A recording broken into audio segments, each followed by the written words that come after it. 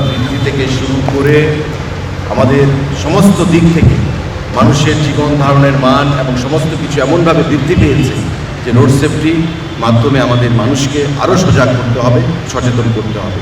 তবেই আমরা যদি মানুষকে রক্ষা করতে পারি, আমাদের এই যে রোড সেফটির যে কর্মসূচি বা আমাদের রক্তদানের যে কর্মসূচি, সেগুলো আমরা আরও সুন্দরভাবে আগামী দিনে সাবলীলভাবে করতে পারব, তার যথার্থতা আসবে।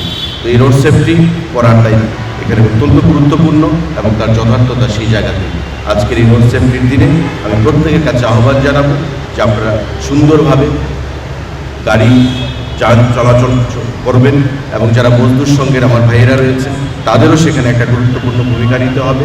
প্রত্যেকটা অংশের জনগণকে সেখানে একটা গুরুত্বপূর্ণ ভূমিকা গ্রহণ করতে হবে। এই কথা বলে আমি আমাকে আমন্ত্রণ